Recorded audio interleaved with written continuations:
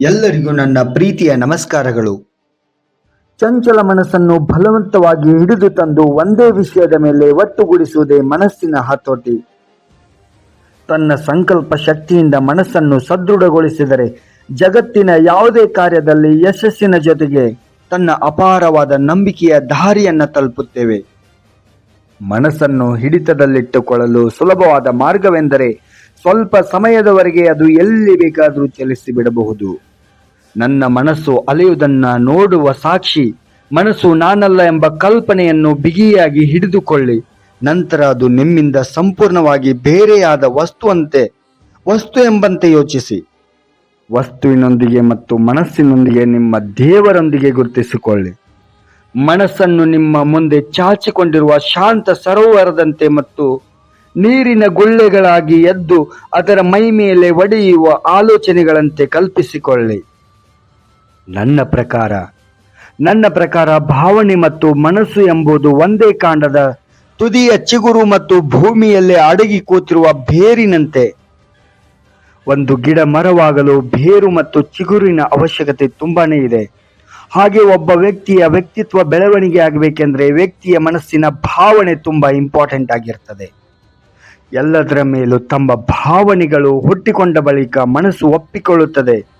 ಮನಸ್ಸಿನ ತನ್ನ ತುಡಿತ ಮಿಡಿತಗಳೆಲ್ಲ ಭಾವನೆಯಾಗಿ ಹೊರಹೊಮ್ಮುತ್ತವೆ. ಒಮ್ಮೊಮ್ಮೆ ಭಾವನೆಗಳಿಗೆ ಪೆಟ್ಟು ಬಿದ್ದಾಗ ಮನಸ್ಸು ಕುಗ್ಗಿ ಬಿಡುತ್ತದೆ. ಆದರೆ ಆ ಕ್ಷಣದಲ್ಲಿ ಏನು ತಿಳಿಯಲಾಗದೆ ಮೌನಿಯಾಗಿ ವಿಚಾರಗಳಲ್ಲಿ ತೊಡಗಿಕೊಳ್ಳುತ್ತೇವೆ.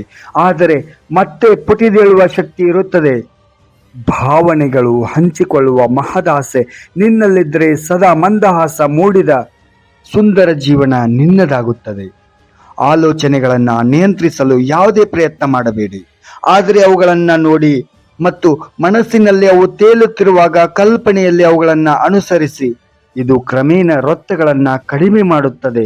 ಏಕೆಂದರೆ ಮನಸ್ಸು ವಿಶಾಲವಾದ ಚಿಂತನೆಯನ್ನ ತುಂಬಾ ವ್ಯಾಪಿಸುತ್ತದೆ ಮತ್ತು ಆ ವೃತ್ತಗಳು ನಿರಂತರವಾಗಿ ಹೆಚ್ಚುತ್ತಿರುವ ವೃತ್ತಗಳಾಗಿ ವಿಸ್ತರಿಸುತ್ತವೆ. ಮನಸ್ಸು ಶುದ್ಧವಾಗಿಸಿದಷ್ಟು ಅದನ್ನು ನಿಯಂತ್ರಿಸುವುದು ಸುಲಭ. ಮನಸ್ಸಿನ ಶುದ್ಧತೆಯನ್ನು ನಿಯಂತ್ರಿಸಲು ಪ್ರಯತ್ನಿಸಬೇಕು. ಮನಸ್ಸಿನ ಮೇಲಿನ ಸಂಪೂರ್ಣ ನಿಯಂತ್ರಣವೇ ಪರಿಪೂರ್ಣ ನೈತಿಕತೆ. ಪರಿಪೂರ್ಣ ನೈತಿಕ ವ್ಯಕ್ತಿಗೆ ಇನ್ನೇನು ಮಾಡಲು ಸಾಧ್ಯ? ಅವನು ಯಾವಾಗಲೂ ಸ್ವತಂತ್ರನೇ. ಯಾವಾಗಲೂ ಮನಸ್ಸನ್ನ ನಿಧಾನವಾಗಿ ನಿಯಂತ್ರಣಕ್ಕೆ ತರಬೇಕು. ನಿಧಾನ ಮತ್ತು ನಿರಂತರ ವ್ಯಾಯಾಮದ ಮೂಲಕ ಇಚ್ಛಾಶಕ್ತಿಯನ್ನು ಬಲಪಡಿಸಬೇಕು. ಇದು ಮಕ್ಕಳ ಆಟವಲ್ಲ. ಒಂದು ದಿನ ಪ್ರಯತ್ನಿಸಿ ಮರುದಿನ ಬಿಡುವ ಹುಚ್ಚುತನ ಬೇಡ. ಇದು ಜೀವನ ಕೆಲಸ ಮತ್ತು ಸಾಧಿಸಬೇಕಾದ ಗುರಿಯು ಅದು ತಲುಪುವ ಪ್ರಯತ್ನ ಮಾಡೋದಕ್ಕೆ ಯೋಗ್ಯ ಇರಬೇಕು.